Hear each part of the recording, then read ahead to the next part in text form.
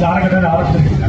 அந்த அடிப்படையில் பாத்தீங்கன்னா ஒவ்வொரு இந்திய குடிமக்களினுடைய அடிப்படை உரிமைகளும் ஆர்டிகல் 35 பெற்றிருந்தாலும் சட்ட ஒழுங்கு பணியில் இருக்கும்போது கொள்கையாக இருக்கனால நமக்கு சங்கம் அமைப்பதற்கான உரிமை இன்று வரை கிடையாது.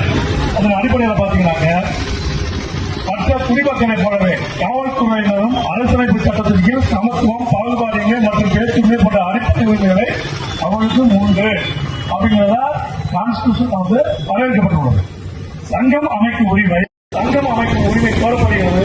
இருப்பினும் அது மாநில அரசினுடைய விதிமுறைக்கு உட்பட்டது அப்படின்னு சொல்றாங்க. என்ன சொல்றாங்க? அரசியலமைப்பு சட்டப்படி நீங்க அமைச்சுக்கலாம், ஆனால் அந்த மாநில அரசினுடைய விதிகளுக்கு உட்பட்டதுங்கிறாங்க. அந்த விதிகளை ஏன் எதுவும் பண்ண முடியாது அப்படிங்கறத அவங்க உணர்ந்து இன்றைக்கெல்லாம் இந்த ஆர்ப்பாட்டத்தை காவல்துறையினுடைய முழு அனுமதி பெற்றுதான் இந்த இதை நடத்திட்டு இருக்காங்க. இப்ப அதுக்கடுத்து பாத்தீங்கன்னாங்க தமிழ்நாடு காவல்துறையில் பணியாற்றும் சகோதர மதித்திடு காவலர்களின் கடமைகளை மதித்திடு. அவர்களும் மனிதர் தானே.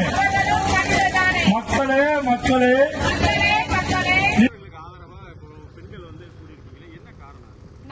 காவலர் குடும்ப அறக்கட்டளைன்னு சொல்லிட்டு ஒரு ட்ரஸ்ட் நாங்க ஆரம்பிச்சிருக்கோம். காவலர்களுக்கு யாருமே கேட்க போறது கிடையாது. நாங்க காவலர் குடும்ப அறக்கட்டளைன்னு சார்ந்து காவலர் குடும்பங்கள் மூலமா காவலருக்கு என்னென்ன அநீதிக்கு நடக்குதோ அவங்களுக்காக கேட்கறதுக்காக நாங்க ப்ராப்பரா ட்ரஸ்ட் நடத்திக்கிட்டு இருக்கோம். அந்த ட்ரஸ்ட் மூலமா எங்க ஃபேமிலி மெம்பர்ஸ்க்கு எல்லாருமே வந்திருக்காங்க. இப்போ பாத்தீங்கன்னா எல்லா இடத்துலயும் காவலர்கள் மதிக்கிறதே கிடையாது. அவங்க பணி சுமையை நினைக்கிறதே கிடையாது. பாத்தீங்கன்னா எங்க பார்த்தாலும் ஊடகங்கள் மூலமா எடுத்தோலி காவலர்கள் ஃபர்ஸ்ட் அவங்க பொய்யானவங்க, அவங்க தப்பு பண்ணவங்கன்றதுதான் சொல்றாங்களே தவிர அவங்க பக்கம் என்ன இருக்கு எதுவுமே இல்லாம விசாரணை பண்ணாம டைரக்டா அவங்க துறை ரீதியா நடவடிக்கை எடுக்கிறாங்க. அந்த இதுக்காகவும் எங்க போலீஸ்காரங்க கேட்கறதுக்கு யாருமே கிடையாது. காவலர்களுக்கும் காவலர் குடும்பங்களுக்கு என்ன நடந்தாலும் கேட்கறதுக்கு யாருமே கிடையாது. எங்க ட்ரஸ்ட் மூலமா காவலர்களுக்கு என்ன ஒரு தவறு இல்லாத பட்சத்துல எங்கிட்ட வரும்போது நாங்க என்னன்னாலும் எங்களால முடிஞ்ச உதவி அவங்களுக்கும் அவங்க குடும்பத்துக்கும் கண்டிப்பா நாங்க செஞ்சு கொடுப்போம். அந்த நோக்கத்துல நாங்க இந்த எங்க காவலர் குடும்ப நல அறக்கட்டளை நாங்க ஆரம்பிச்சிருக்கோம். இப்ப அந்த இதுக்காக தான் சார் எல்லாருமே எங்க ஃபேமிலி மெம்பர்ஸ் நாங்க இன்னும் எந்த காவலர்களுக்கு எது நடந்தாலும் நாங்க இது பண்ணுவோம். இப்ப பாத்தீங்கன்னா எத்தனையோ இடத்துல இப்ப லாஸ்ட் நம்ம அந்த இதே நம்ம சொல்லலாம். இசைக்கு ராஜா சாருமே அவங்க தற்காப்புக்காக அவங்க செஞ்சது தப்புன்னு கரெக்டு தப்புன்னு நான் சொல்ல கிடையாது. அவங்க ஒரு தற்காப்புக்காக காலில் சுட்டுட்டாங்க. கூட போன காவலர்கள் என்ன பண்ணாங்க? அவங்க பண்ணது சரி. கூட போன காவலர்கள் எங்களை மாதிரி கணவர் எங்க வீட்டுக்கு எங்களோட கணவர்மார்கள் மாதிரி தான் போனவங்க. அவங்களுக்கும் பனிஷ்மெண்ட் என்ன நடந்துச்சு? காவலர்கள் ஒரு போனாலும் எடுத்தோலி அவங்களுக்கு தான் பனிஷ்மெண்ட் கொடுக்குறாங்களே தவிர மக்கள் ஊடகத்துல அதிகமா ஷேர் பண்ணி போலீஸ் அடிக்கிறவங்க பெரிய ஆளுன்ற மாதிரி இப்ப ஆயிடுச்சு. அவங்களுக்குரிய மதிப்பும் மரியாதையும் கண்டிப்பா நாங்க கேட்டு நாங்க கொடுப்போம். எங்க ட்ரஸ்ட் மூலமா காவலர் குடும்பங்களுக்கும் நாங்க அந்த இதுக்குமே நாங்க சாத்தாங்குள கேஸுக்குமே அவங்க ஃபேமிலி கஷ்டப்படுறாங்க.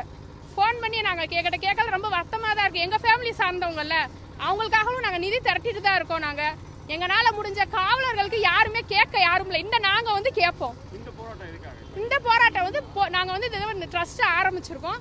காவலர்களுக்கு நன்மதிப்பு கொடுங்க. நீங்க மக்களுக்கு தெரியட்டும். காவலர்களுக்கு போராடுறதுக்கு ஒரு ஆள் இருக்காங்க. தமிழ்நாட்டுல இத்தனை வருஷத்துல யாருமே காவலர்களுக்காக முன் வரவே கிடையாது. நாங்க ஃபேமிலி மெம்பர்ஸ் காவலரோட ஃபேமிலி மெம்பர்ஸ் முன் நாங்க செயல்பட்டுக்கிட்டு இருக்கோம். ஆமா, வெயில்ல நீங்க நீங்க மதுரைக்காரங்களுக்கு தெரியும். போலீஸ்காரங்க சித்திரை திருவிழால கிட்டத்தட்ட 15 நாள் வீட்லயே இருக்கவே மாட்டாங்க. அழகர் ஆத்துல இறங்குறப்ப போய் பாருங்க. போலீஸ் இல்லைன்னா அந்த நிகழ்ச்சியை நடத்த முடியாது. அவ்வளவு கஷ்டப்பட்டு லீவு கூட பெர்மிஷன் கூட எதுவுமே கிடையாது. எங்க பிள்ளைகிட்ட கேளுங்க. அவ்வளவு கஷ்டப்பட்டு அவ்வளவு இது பண்ணிட்டு இருக்காங்க. அவங்களுக்கு நாங்க இன்னமும் நாங்க ஊதிய உயர்வுக்கு இது பண்ணுவோம், போராட்டம் பண்ணுவோம், லீவுக்கு போராட்டம் பண்ணுவோம். இன்னமேல் இப்பதான் ஆரம்பிச்சிருக்கோம், ஸ்டார்ட் பண்ணிருக்கோம். இல்ல நாங்க சொல்லுவோம் மக்கள்கிட்ட நாங்க போலீஸ்காரங்க ஃபேமிலியும் போலீஸ் இவ்வளவு கஷ்டப்படுறோம்னு மக்கள்கிட்ட நாங்க போய் சொல்றோம். மக்களுக்கு நாங்க நல்லா இருக்கோம், சம்பளம் நிறைய வாங்குறோம், நாங்க நல்லா இதா இருக்கோம். இருக்கதே அரசு ஊழியர்லயே மிக கம்மியான சம்பளம் எங்க காவலர்களுக்கு தான். அதிக பணி சுமை, அதிக வேலையா நாங்க வேலை அதிகம் பாக்குறோம். ஆனா பணி சுமையும் அதிகம், சம்பளம் கம்மி. எல்லாருக்குமே இது தெரியாது. எல்லாரும் பாக்குறவங்க போலீஸ்காரங்க நிறைய சம்பளம் வாங்குறாங்க அந்த கண்ணோட்டத்துல பாக்குறாங்க.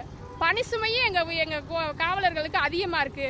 எல்லாமே அதுக்கான நாங்க போற அதுக்கானதானதை நாங்க வந்து கேட்போம். எங்க குடும்ப சார்பா காவலர் குடும்ப அறக்கட்டளை சார்பா நாங்க வந்து அதை வந்து கேட்கறதுக்காக தான் இது வந்து ஃபர்ஸ்ட் ஸ்டார்ட் பண்றோம்.